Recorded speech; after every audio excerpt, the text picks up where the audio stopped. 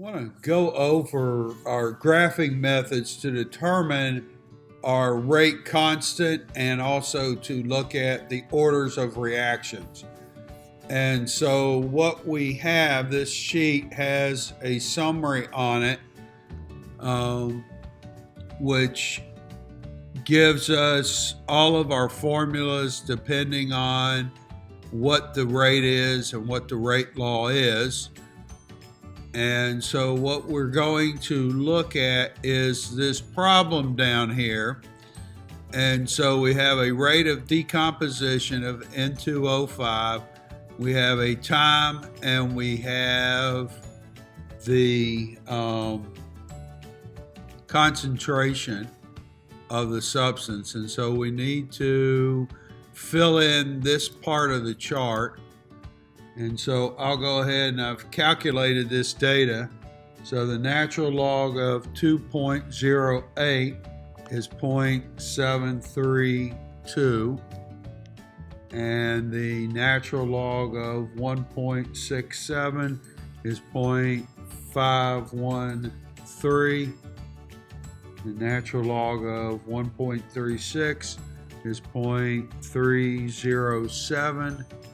And the natural log of 0.72 is negative 0.329. And then completing this for 1 over, so 0.481, 0.599, 0.735, and 1.39. So the question is going to ask us to plot the curves of time versus the concentration, time versus the natural log, time versus the inverse of the concentration.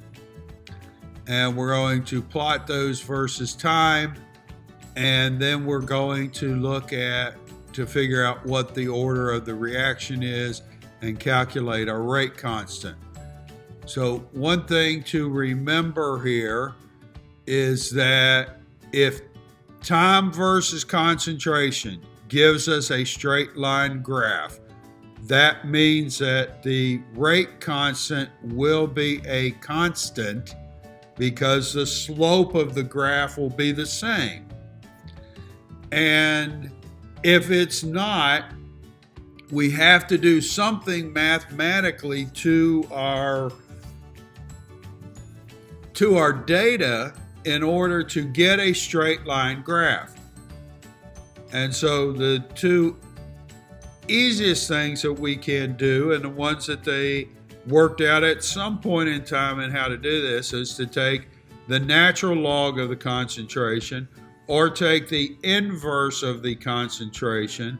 And if either one of those gave us a straight line, then that told us something about what type of reaction it is. And so that's what we're going to look at next.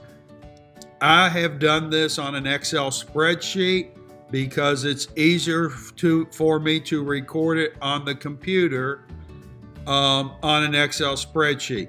You can do this with a calculator. We'll have to look at how to do it on the calculator, but all this can be done on the calculator.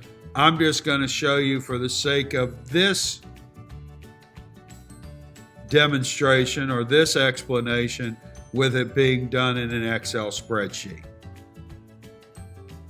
So in this Excel spreadsheet, I have put in the data off of the data table on that other document we were looking at, and I went ahead and put in the natural log and the concentration, and then I moved this data down here so it would be a little easier to graph. So this is all about graphing methods, and so what we need to do is highlight the time and the concentration.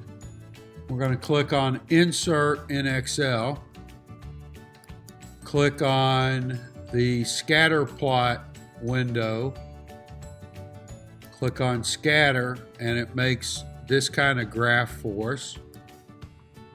So we're going to move that up. We're going to retitle it. And this is time versus concentration. Spell time right.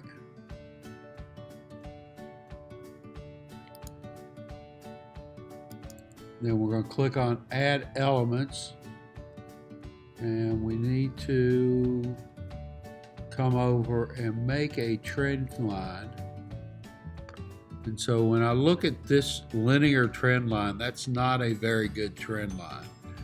So it looks like it's a little more exponential of a curve, which is a pretty close fit. That is that kind of a curved line, because we go right over those dots. And when we look at our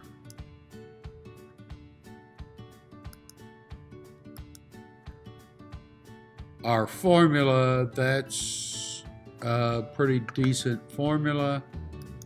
So if I display the R squared value, and again, we'll move that up here where we can see it a little better. The R squared is 0.999. So that means that that curve is pretty close, and that is not a straight line graph. So time versus concentration isn't our right graph. Okay. So then what we'll do is we'll select the second set of data here, and we're going to go through the same process. So we'll click on scatter plot. Here's a graph, and let's change this to say time versus ln the concentration.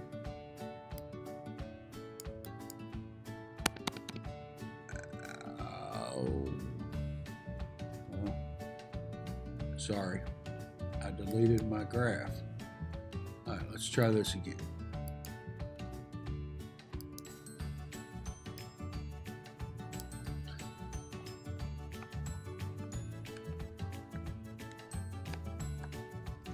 All right, time versus the natural log of the concentration is our title. And we'll click down into here, and again, add a chart element. We'll come down to trend line options, I hope. Let's try this again. All right, trend line options. So it automatically selects linear for us, and linear looks pretty good. It got rid of exponential because that doesn't look like an exponential curve. So if I click on log, it doesn't look right. So I'm going to ask it to display the line and give me an R squared value. And so now I can move this up where we can see it a little better. And at that point, this graph, which is the graph of a straight line, 0.999 is an excellent R squared value. We want the R squared to be close to 1, and that tells us that our line, our formula, matches up very well with the data. So I'm going to just kind of move this over here to the side. Let's go ahead and graph all of this data. Right now it looks like time versus concentration is my best set of data, but without looking at all of it, you won't be sure. So again, we highlight our cells, scatter plot, click the plot. Okay, that doesn't look horrid.